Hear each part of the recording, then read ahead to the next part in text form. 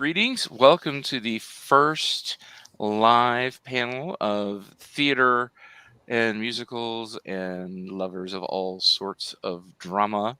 That the good kind, not the Bravo kind, although Bravo. Anyway, I'm rambling.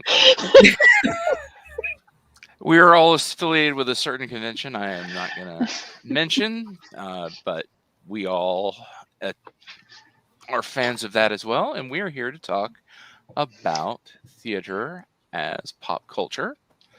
My name is Gary Mitchell. You can find me until it finishes burning down here on the Twitter.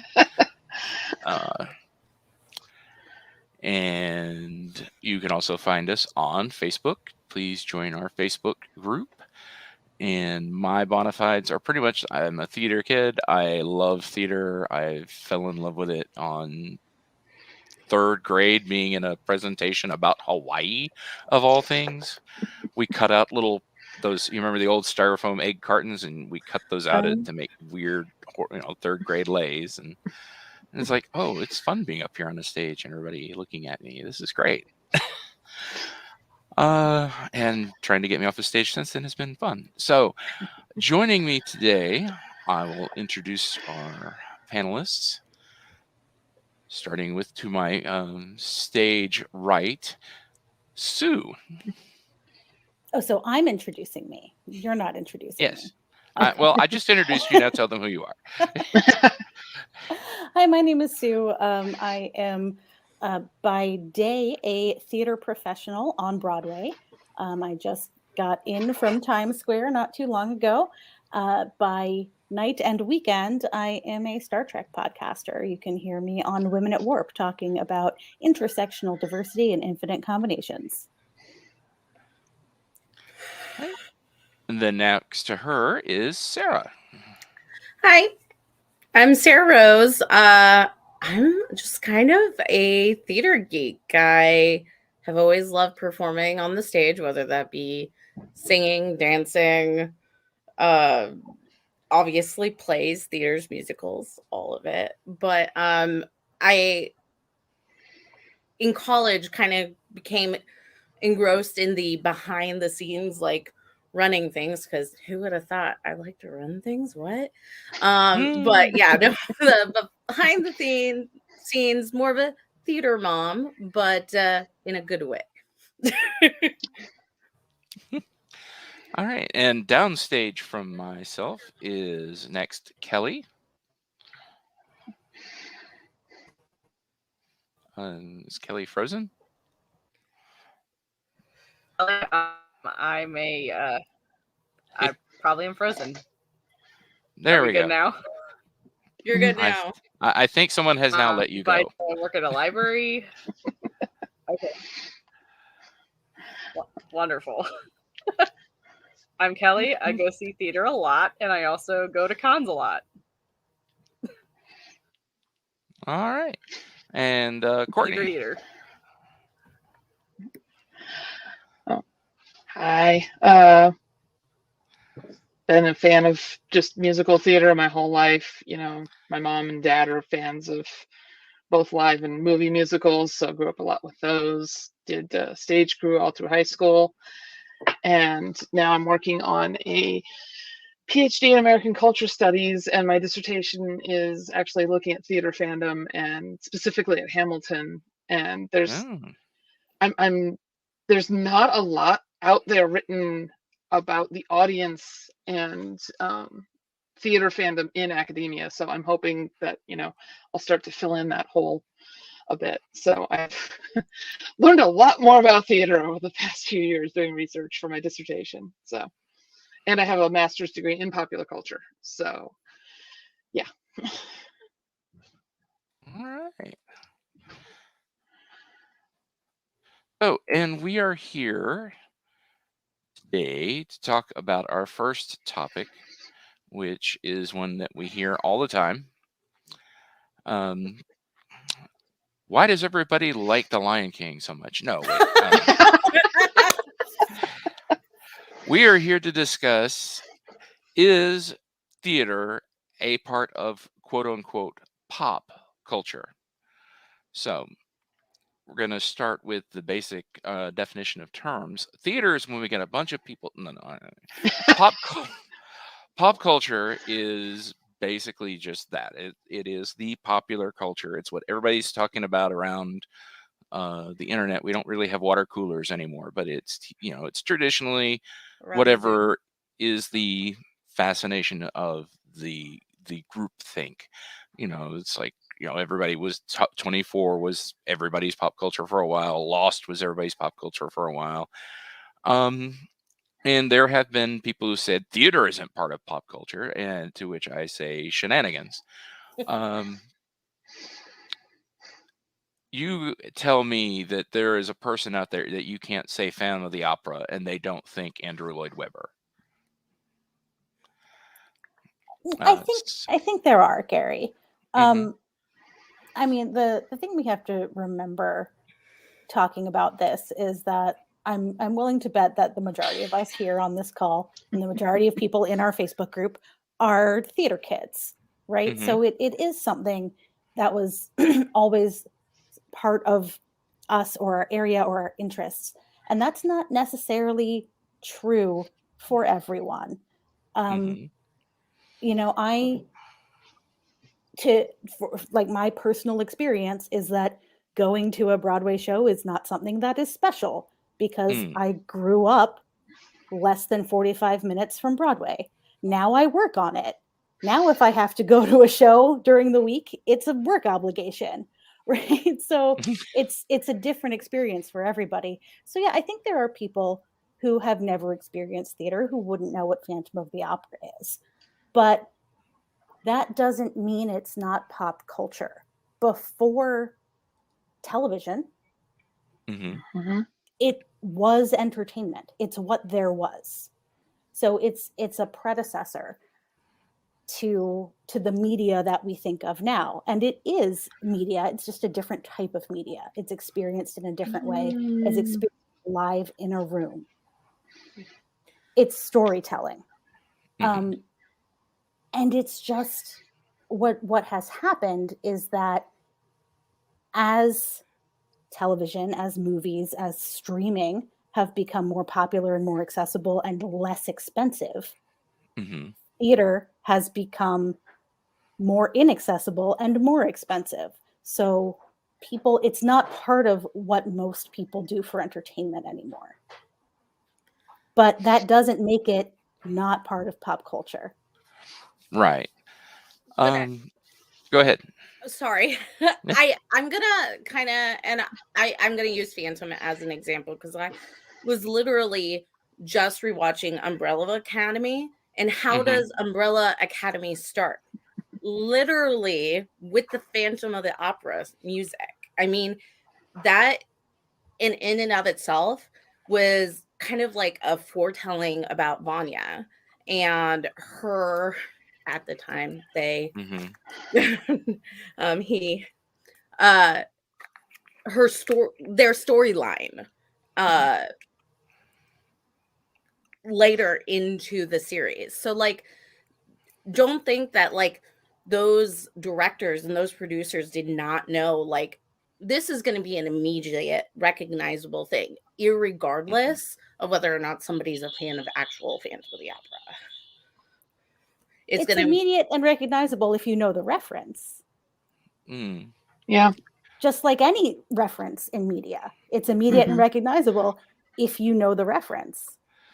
I guess I think that a lot of nerds and would get the reference, but maybe I'm wrong. Yeah. Suddenly I'm thinking of Steve Rogers. I understood that reference. Which someone may not get that reference now. We've moved into this article. So I guess that's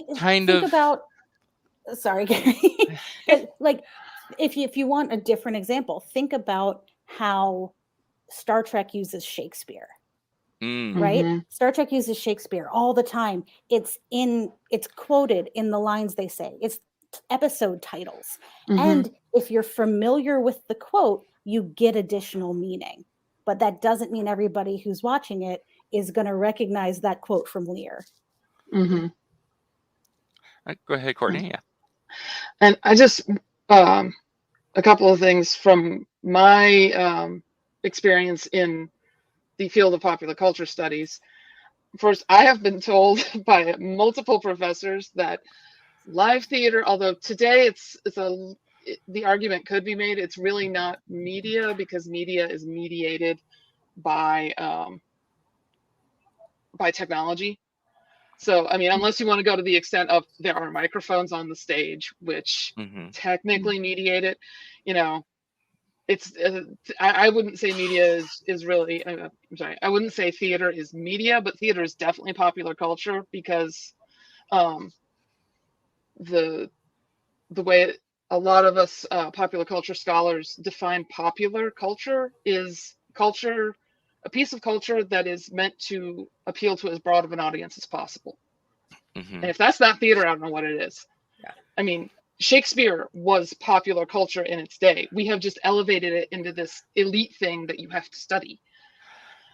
And, you know, and let's face it, there's plenty of popular culture out there that's, you know, we can't, money creates a barrier too. But theater, I feel like theater, and especially musicals, but theater has ways of existing outside of, you know, those expensive theaters. Especially musicals have the cast albums, you know, theaters put out, you know, straight plays put out books and things all the time. So, well, and there's more and more pro shots now too, where you can like view them on your TV. That doesn't make them any less theater, though. Exactly. And even that stuff was popular in like the 60s and 70s. I mean, even early television was a lot of, you know, plays and stuff. So. Oh yeah. I remember HBO used to do a regular, I mean, when we're talking about in the 80s, they used to do regular, just put the camera where you could watch the stage. Like, I fell in love with the Frank Langella Sherlock Holmes play. And they had that on a semi-regular rotation. Now we have, you know, the Broadway channels on YouTube.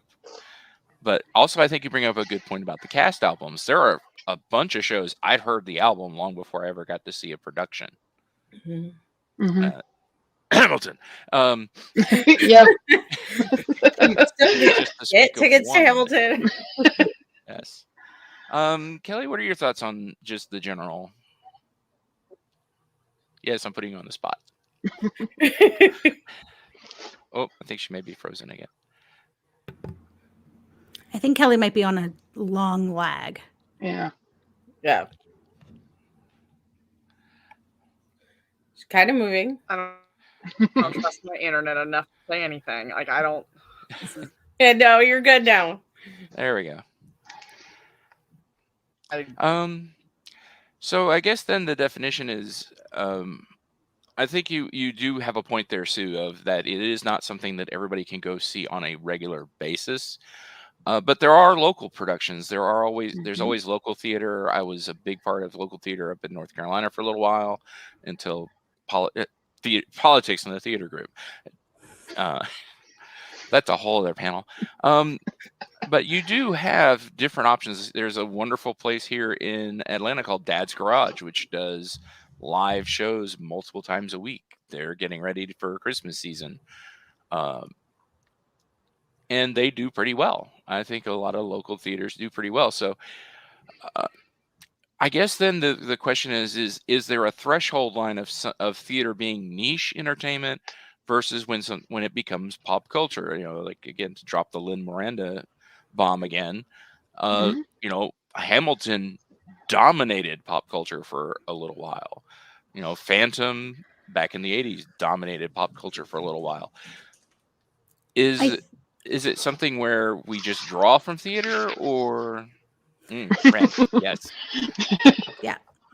But it's true. Before Hamilton, there was Rent, and Rent, from an industry perspective, changed ticketing forever. But that is not what this panel is about. I could talk about that for literally hours. The thing about it is this distinction between theater and pop culture that some people have in their heads is a relatively recent phenomenon. Because, I mean, into the 70s and 80s, a lot of popular music, a lot of like top 40 were songs that were written for theater, not jukebox musicals where they took popular songs and shoved a plot into it, but Mhm. songs that were written for theater. Right. Like the Hair soundtrack was top Exactly. 40. You know, the Gershwin songbook was popular music of the time. So the I don't know, the division, the bifurcation, whatever you want to call it, is really only the last 30, 40 years, which in the grand scheme of theater is not a very long time. And I think in some ways we're starting to see it come back around a little bit. And that is in the 70s and 80s, Broadway sort of clung to its old Broadway sort of style, right? It tried to be big and grand and extravagant and like mimic the feeling you got at a Hello Dolly, right? And then we got all of these huge productions. You know, you had the Phantom of the Opera with the chandelier crashing. Spoilers, it's a 35-year-old show. Get over it. You had Les Miserables with 8 million people on stage. You had Miss Saigon with a helicopter landing on stage. All of these really big, extravagant productions. And the music, especially when we're talking in musicals, got away from where the trends were going in our top 40. And I think that's where that started to happen. But now that we're seeing our music come back and we're seeing, you know, Jagged Little Pill on Broadway and American Idiot on Broadway and even ABBA, you know, and then songs that are being written for theater, like your Hamilton, are a lot closer to where pop music has gone, and it's coming back around, and that's becoming part of that zeitgeist again. Yeah. I mean, I think the split actually started in the 60s when rock and roll started to become the thing teenagers listened to. And Broadway kind of went, oh, it's just a fad, we're just going to ignore it. And then, you know, the first time rock and roll got successfully used in a musical was Bye Bye Birdie, and it was still kind of making fun of your rock and roll audience. You know, Hair was really the first time, you know, actual rock was used in a way that appealed to a rock audience. And then again, it didn't go anywhere until Rent. And that's part of why Rent is so pivotal. Rent, it did for rock what I think Hamilton could do for hip hop. But and that's been the thing for a while. Like you said, Broadway and you know, popular music were almost interchangeable. But when Broadway stopped liking what popular music did, there was that split, and that's where a lot of the division started to happen. I do think maybe we're missing one little thing with pop culture, though, because pop culture isn't just like franchise, in my opinion. One thing that pop culture has really embraced, especially recently, is diversity. And that is something that theater has always championed, is diversity. I mean, you can throw Rent into there. I mean, literally, Rent is all about diversity. I mean, you could throw Hamilton in there. Allegiance, another one that they literally talked about, like, racial discrimination in history. You could throw Miss Saigon into it. I mean, those are all things that Twitter. I've got Twitter on the brain. Like, what do you hear a lot, like on the TikTok and on the YouTube, when people are discussing like pop culture subjects. I mean, in the convention that shall not be named,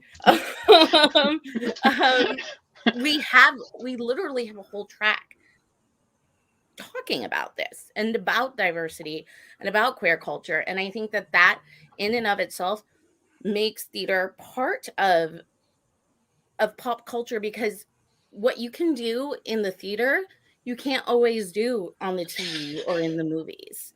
You know, theater starts it. Sue, I can see you have a pondering.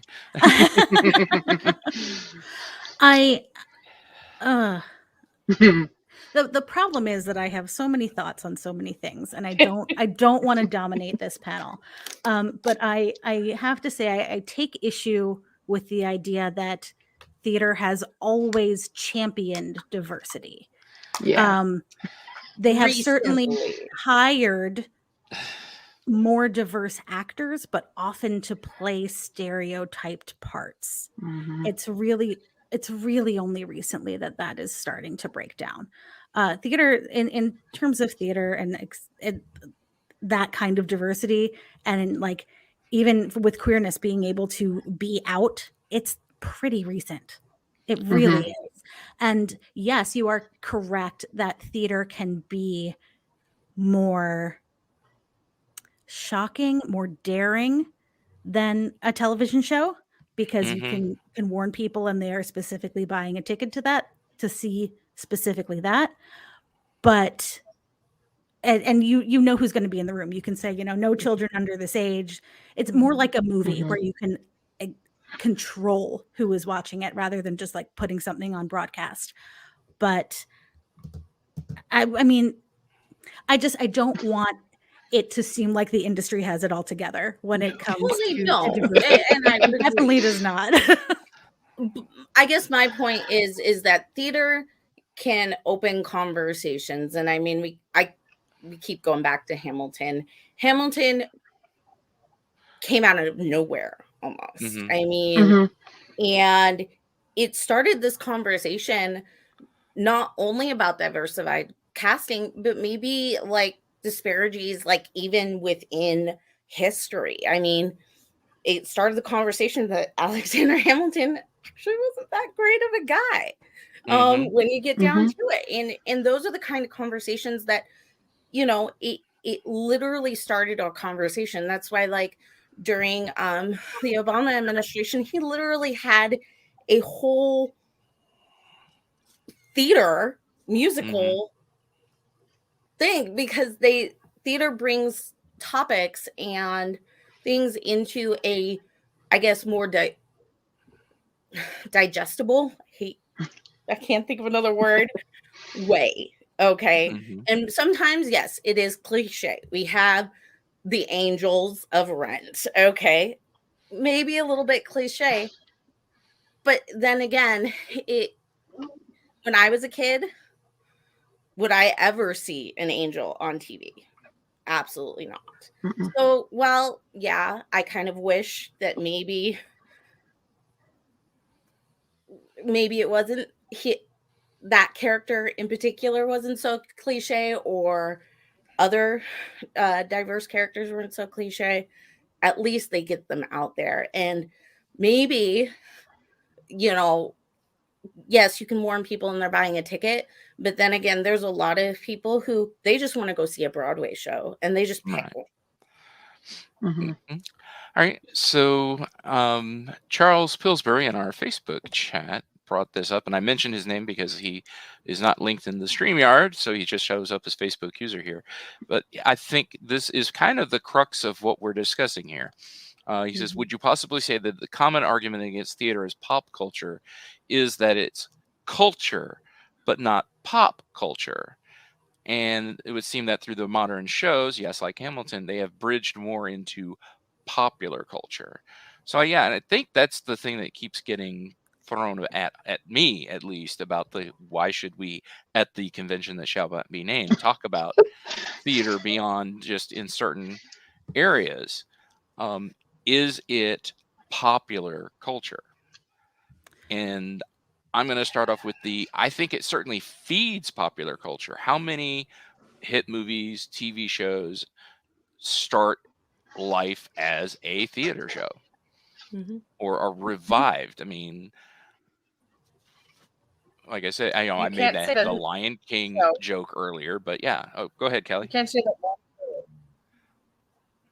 I'm sorry. I don't think you can say that one show is popular culture and one show is not.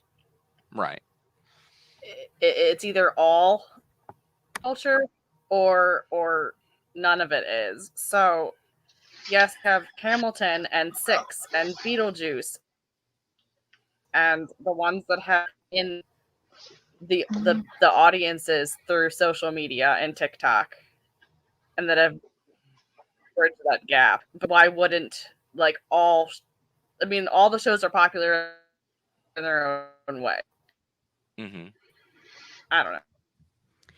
Well, and they and so many people, like, the other thing is, and I know me and you, Gregory, have talked about this. So many like popular actors and actresses, their first home, their first love is theater, and they will take any opportunity to talk about it, because the fact of the matter is it influenced them.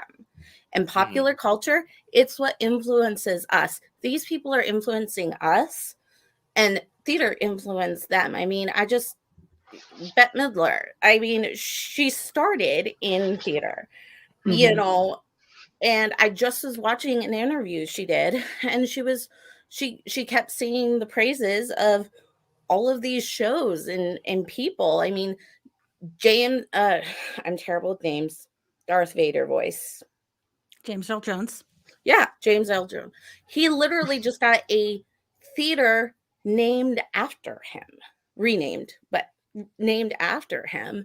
And he talks about in one of his things, his first acting experience was on that stage. He said one line, and that's how he became into our pop culture.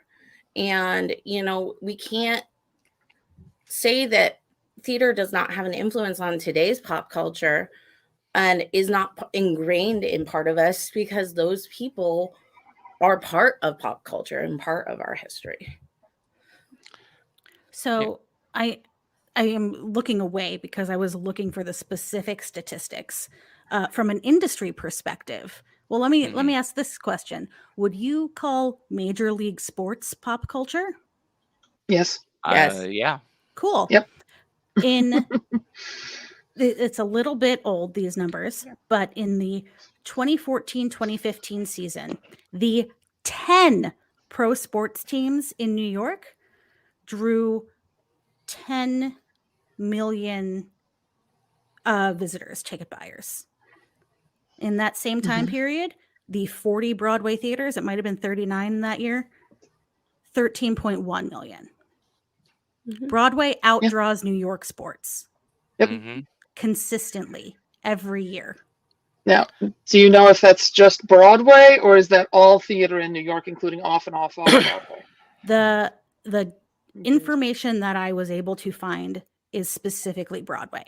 Okay. So once you add in other theater in New York, because Broadway is only 40 theaters right now. That's it.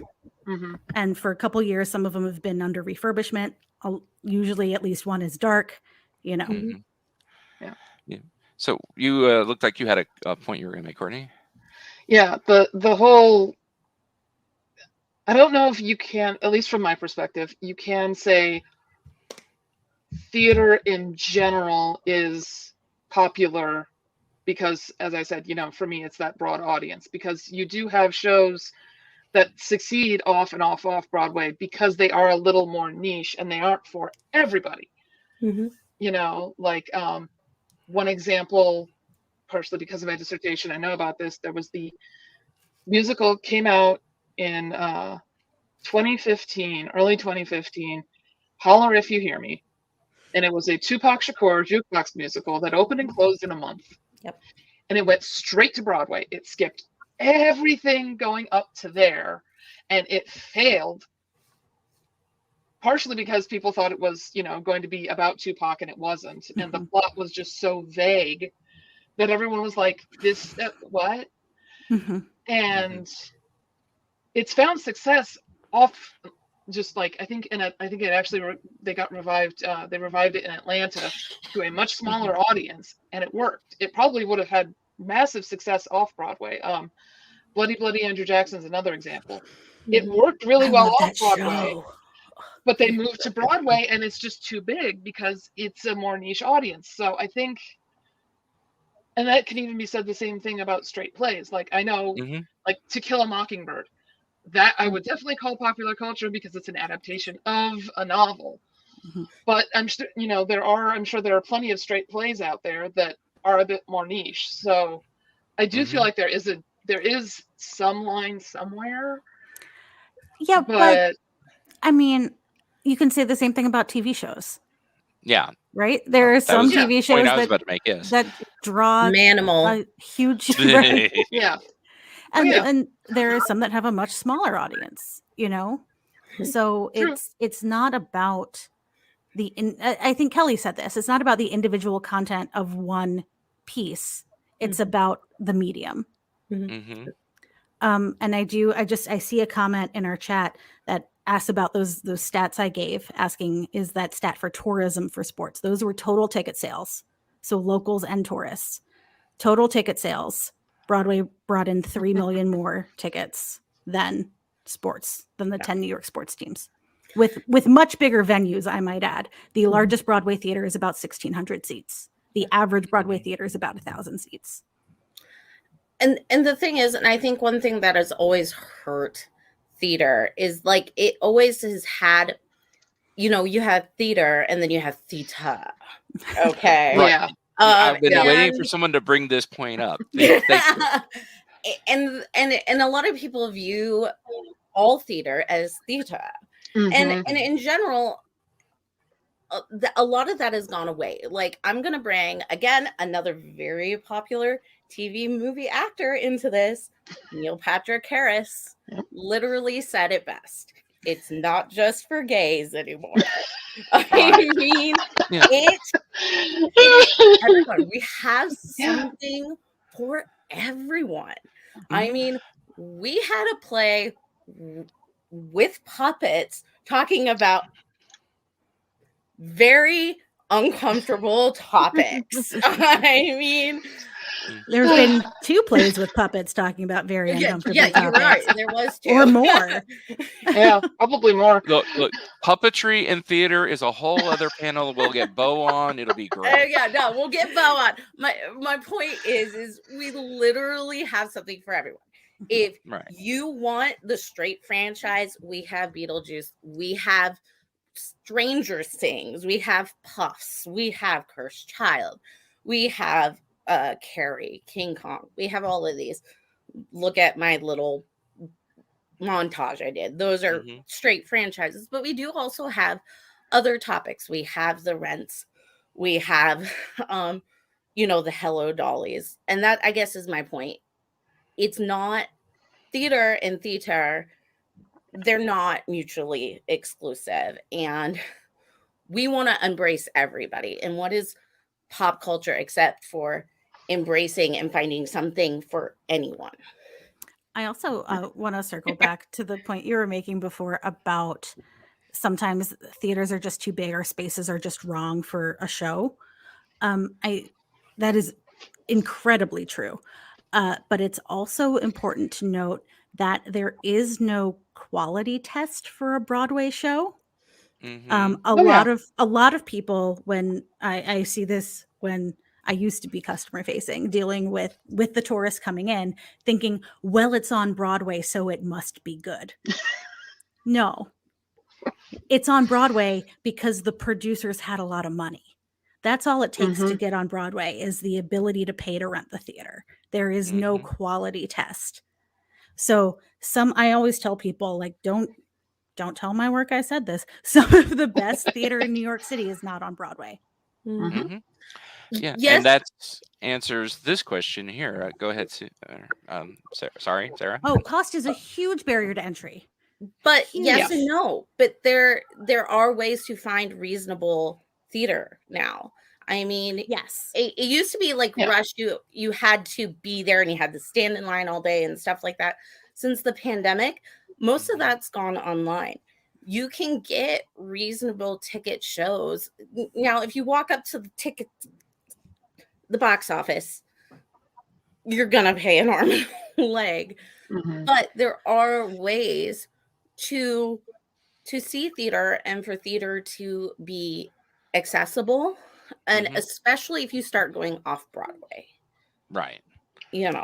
So yeah, that was going to be my point, is like, we can do it by going, you don't have to go Broadway. Now, Kelly, I think you raised your hand there. Yeah, first, you can see theater in your own community because community theater still counts. First of all, second of all, there are so many discs that if you want to see a Broadway show, you can. People always say, like, how can you afford all that? that. I have never paid full price. Mm. I got $76 ago. Mm-hmm. Yeah. When I didn't think at all. And it's like, wait, they have standing room? So let me tell you Well, something. $76 is not cheap either. Yes. I alluded to this earlier when I said rent changed ticketing forever. Rent essentially, if it did not invent the rush policies, it certainly popularized them. And rush and lottery took off after rent. And also with the internet, discount codes took off. And what happened is that the actual inflation cost of ticketing is what the discount codes take you to. And the actual full price of ticketing is inflated because normal growth would have these tickets be a lot lower. So rent took ticketing and the growth of ticket prices and skewed the whole situation. But unless you are seeing the most popular show on Broadway, you should not be paying full price. Period. Don't do it. There's so many different ways, but even if we're talking about discounts and we talk about price, I mean, my perspective is Broadway because that's where I literally am every day. But the cost, even when we talk about rush tickets, 10 years ago, a rush ticket was $20. Today, rush tickets are $60.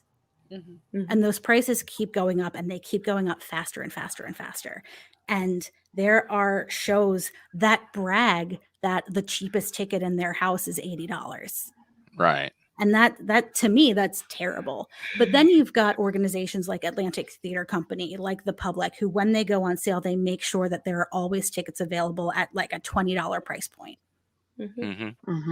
And that's but in order, a lot of those tickets are subsidized. A lot of those programs are subsidized because, I mean, let's be truthful. It's very expensive to put on theater at the caliber people are expecting when they come to a Broadway or a New York show. All of that being said, Kelly is absolutely right. Go see theater in your community. Go participate in theater in your community. If you don't want to act, volunteer for crew. It's there, and it can be accessible to you, even if like the high-priced, honestly, elitist Broadway stuff is not. There's also, there's always the tours.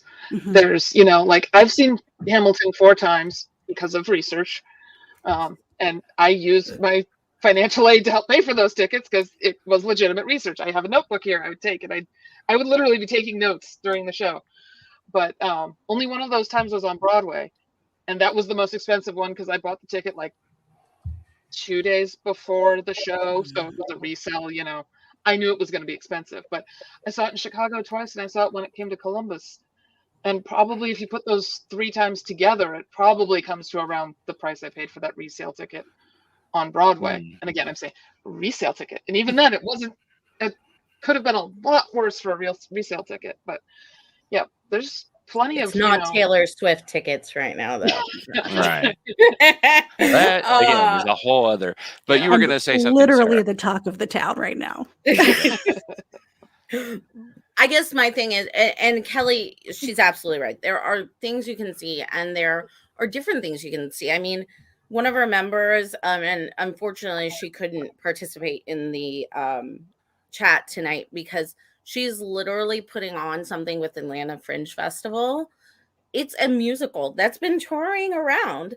You can go see that play right now. I just looked it up. It's $20, and it's a musical, and it's literally about space and lesbians and all of these things that, like, we as geeks, a lot of us are interested in. Okay. And those are the kind of things that, like, theater can be accessible, as she said, it can be accessible. It doesn't have to be expensive.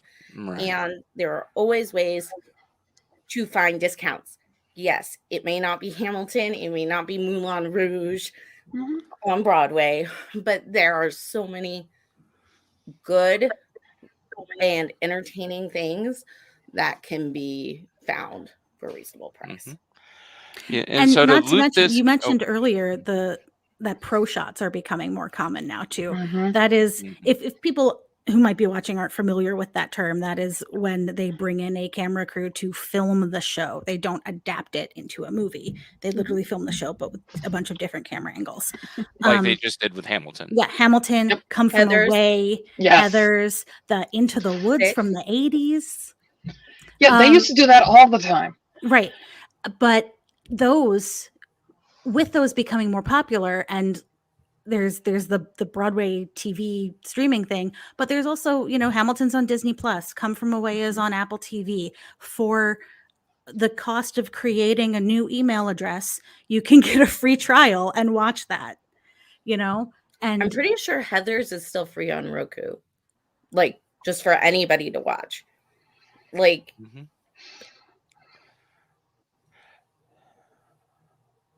Oh, were you also reading that? Sorry.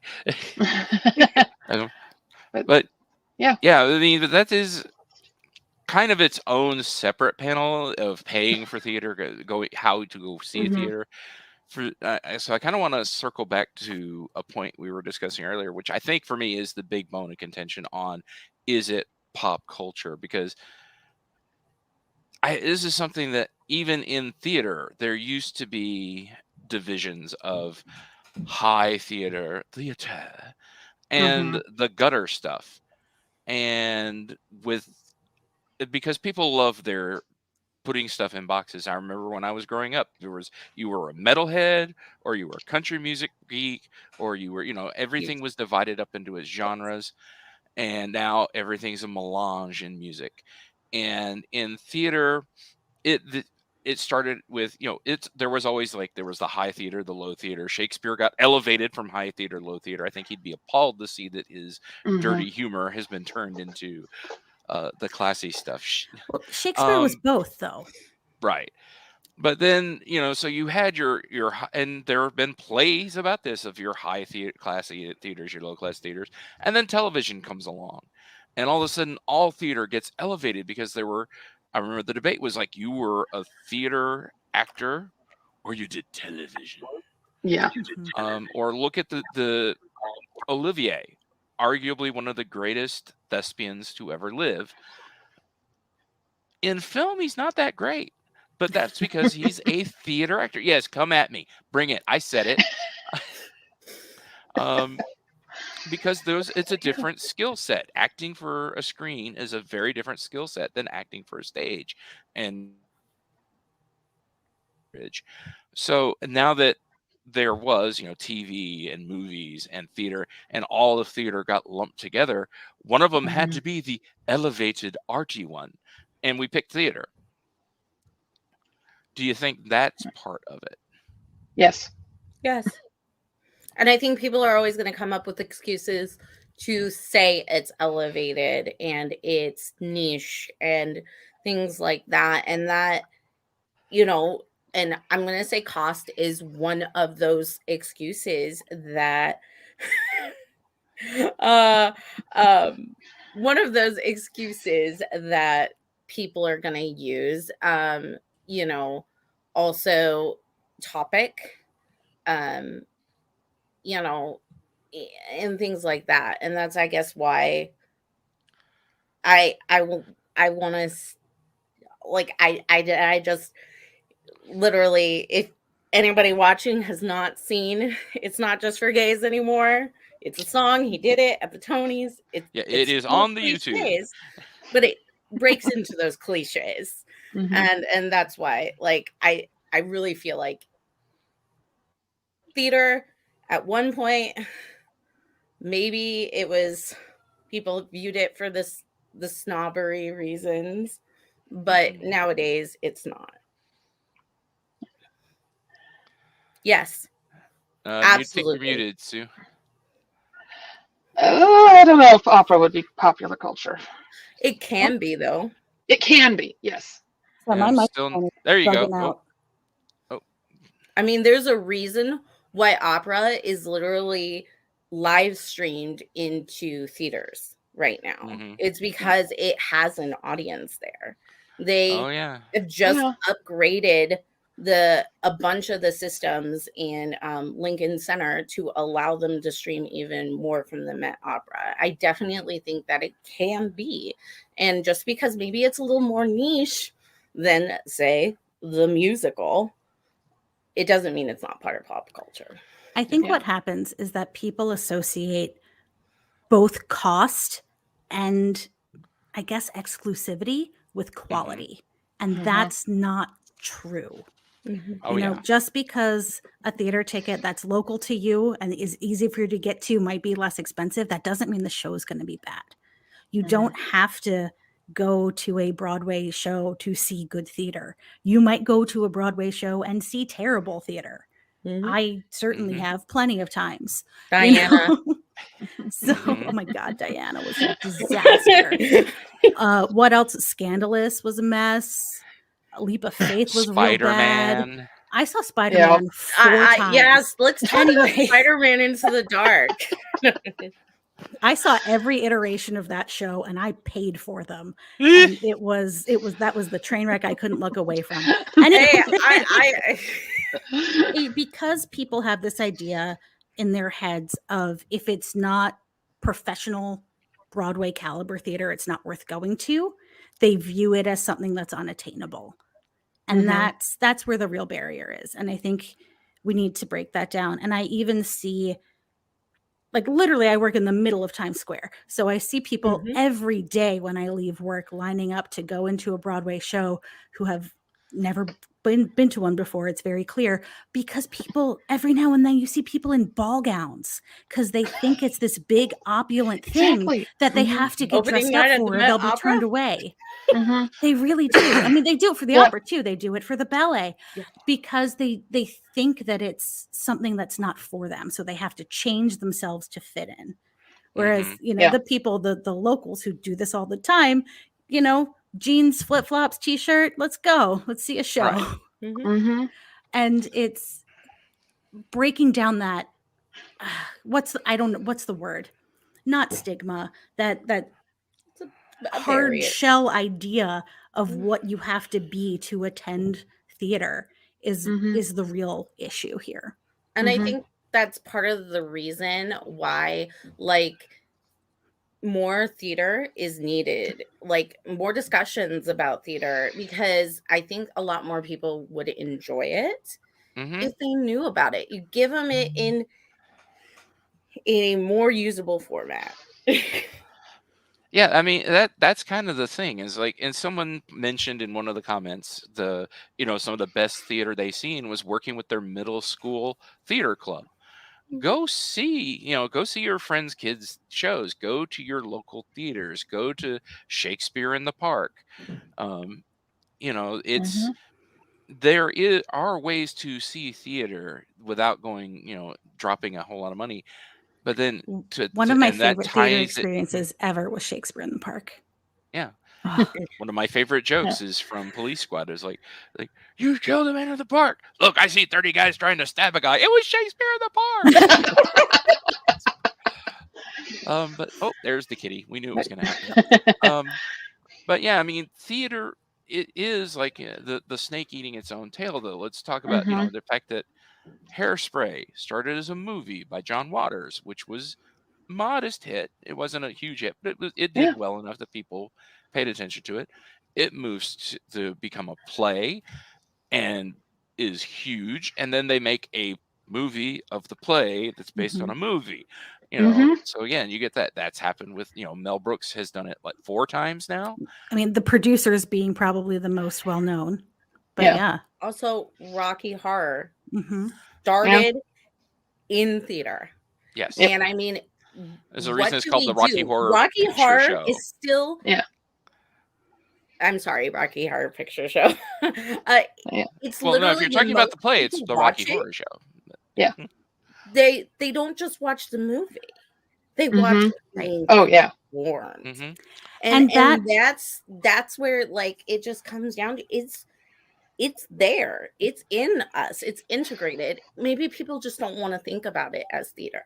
But that format has grown beyond Rocky Horror too. The Shadow Cast, right? that convention that we all go to does the Buffy Horror Buffy. Picture Show, right? Oh, yeah. And the Dr. Horrible sing-along block, they Mhm. shadow cast those. There was a theater troupe here that shadow cast other popular movies. They did Jaws, they did Jurassic Park, they did Star Trek The Next Generation's The Naked Now. Like, and it's Mhm. hilarious because they turn the static media, the unchanging film, into a live theater experience. I mean, and more, and that's just it. And like you brought up Shakespeare and Star Trek. Star Trek literally just was talking about how they're hinting that they are going to perform on stage. What episodes should we turn into a show? I mean, and that's there's a friend of mine who guests on my podcast quite often, whose father's theater students translated an episode of the original series to stage, and that was her first introduction to Star Trek. Nice. And I think it was Balance of Terror, but I'm not sure. But also there was a comment a little bit up I just want to address super quick, that somebody wrote that William Shatner was theatrically trained. Yep. That his cadence speech, that is a Shakespeare acting technique, because the way Shakespeare is written is so repetitive, like tomorrow and tomorrow and tomorrow. You say things 3 times because the actors at the time, with no amplification, would direct the first line to the left and then to the center and then to the right. And often you'd break up those lines into chunks of 3 or 4 words and address them to different parts of the theater. So that like stilted Shatner Kirk cadence is a Shakespearean acting technique. You're welcome. Still doesn't say why he climbed the mountain, though. Oh God. Although on this tangent, I'd like to throw in there the thing that helped me start 2021 off in a very, very good mood. Ratatouille, the TikTok musical. Oh God, yes. That was theater, and it was beautiful. It was beautiful. I still love listening to it. Ratatouille was amazing. They just did Bridgerton. I think there's a show opening in Vegas about Star Wars. I mean, and all of these are fan made. I think Stranger Things was fan made too on the internet. If I could be wrong on that. Puffs. Puffs was before TikTok, and that's literally a bunch of fans. And before Puffs was Evil Dead the musical. Exactly. My husband saw that. I saw that. There was a splash zone. I'm yes, like, there was. Oh my God, that's so cool. And again, we embrace the thing is like so many things, and in the convention that shall not be named, are small and niche, and that does not mean that they're not pop culture. It does not mean that we do not celebrate those things in nerddom, in geek culture, and that comes down to like, just because something is small and niche and like Evil Dead the musical, it doesn't mean that it's not part of us, and it's not part of pop culture, and it's not influencing, because we as geeks sometimes almost like the niche more than we like the big. Yeah. There's a comment here about young composers starting to explore their musical styles by okay. Really? I'll have to look at the Gilmore Girls one. Yeah. Young composers, especially women, are starting to really explore their musical styles by making TikTok musicals. I think I saw a Gilmore Girls one recently. That's the comment. Okay, we're on the real mic. We can't hear you, Gary. We can't hear you. Apparently I hit mute. Sorry. Yeah, that is Casey Ryan, who did not link her StreamYard to Facebook. So I just want to make sure she gets credit for that comment. But that just goes to show, I think a lot of young composers probably like we were saying before, thought Broadway wasn't for them because they have a certain style in mind when they think of what Broadway is. And when shows like Hamilton and Rent become the more popular shows, it broadens the number of people who are interested in it. And the thing is, and one of the things that was submitted in our group and for a topic of conversation is, theater isn't just sitting down and sitting in a seat and watching something being performed, and that's the thing. Like I recently in our group linked that thing about the Gatsby experience. Quite literally, it's immersive and you're part of that. And I can't remember the name. I know there at least was another one that was more every day, but theater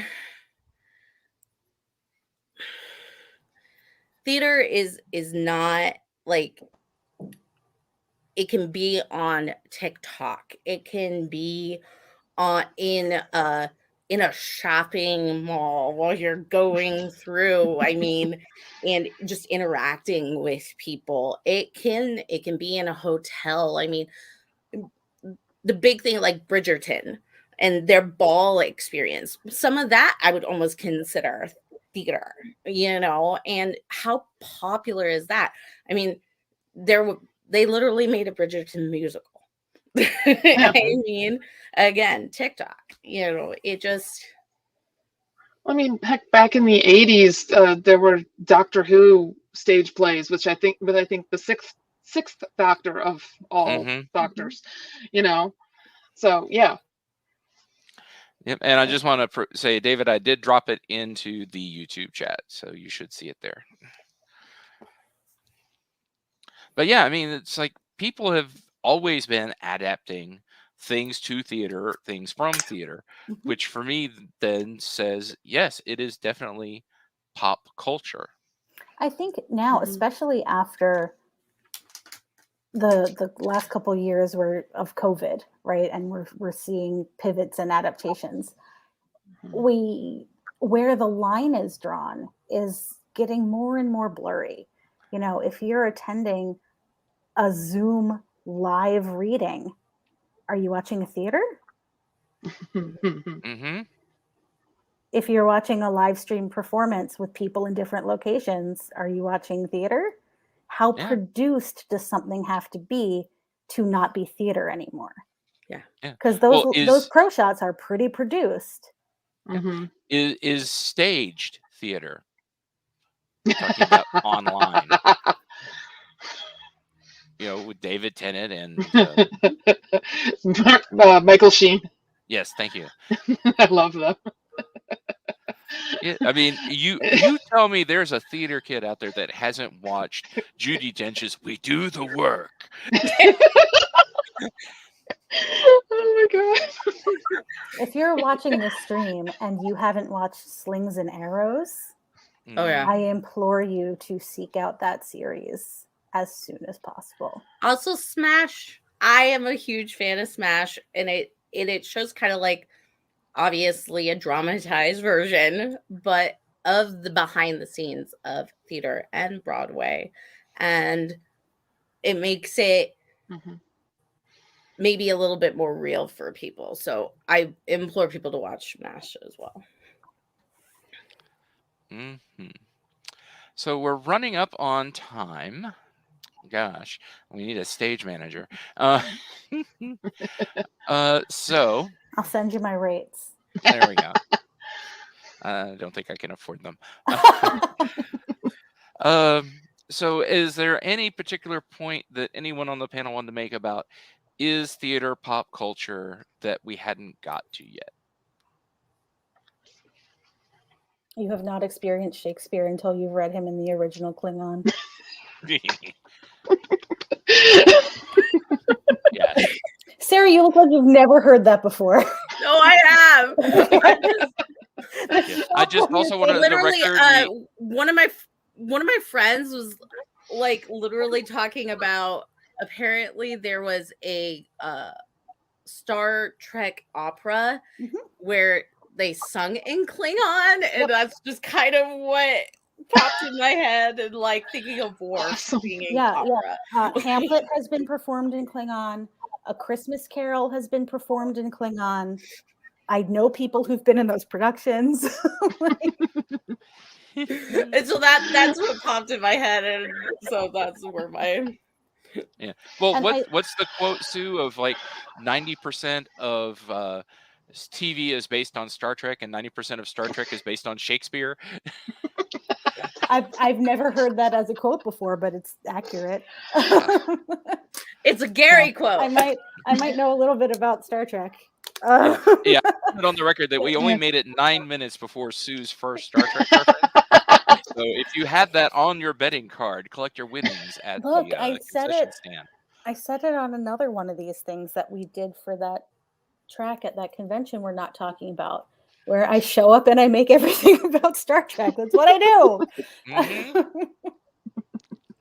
All right. So, Yeah. Sue, if people are interested in more about you, where or at theater in general from your work that you can talk about, where can people find you online? Yeah, I tried to. I don't know how vague I was, but Broadway industry.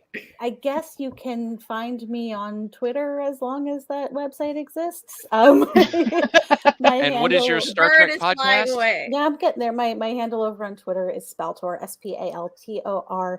Because this is a theater crowd, that is because I used to sing soprano, alto, and tenor.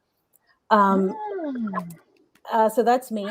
For if you want to hear me talk about Star Trek some more, you can head on over to womenatwarp.com or find us on all the socials at Women at Warp. Mm-hmm. Sarah, are you online? I'm mainly actually on the theater Facebook group. I mean, you can normally find me there every day in some form or capacity. Other than that, I do art. I have an art Instagram that I never update anymore, but that's DAISUK_SUU. It's weird. I'll put it in the chat if anybody really wants to find it.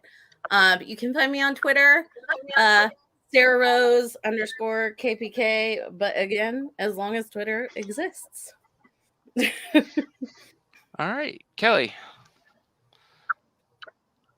I'm on Twitter as long as it exists, and Instagram, both as Broadway Kelly. All right. And Courtney, where can people find out more about you or your studies, or have you published or perished yet? Well, I do actually have a couple articles out there. One is actually ties into Hamilton. Surprise, surprise. But I'm in the Facebook group, but probably the easiest way of finding me and my stuff is my website, Cbliss Acafan. So CBLISSACAFAN.com, because I'm an academic and a fan about pretty much everything I research. So, which has links to my blogs and stuff like that. So, all right. As for me, you can find me in the Facebook group. You can find me affiliated with the American Sci-Fi Classics track at Beep. And you can find me as part of the Good to Be a Geek network. Right now, I'm part of both the Storm of Words podcast, which is about Game of Thrones related objects, and a podcast of Amontillado, a horror podcast. Yes, I'm quite proud of that name. And if you would like to see more of these, if you would like to see that particular convention focus more on theater related topics, please join our Facebook group, talk about us, share this, spread the word, do everything you have to do for that little hometown show that just could, I mean, how many plays have you seen about that? You know what to do. Get out there, scream, yell, grab people, tie them to a chair. We need a barn. Do a flash Uncle mob. has a barn. Yes. The plan for right now for this is to do at least one of these a month.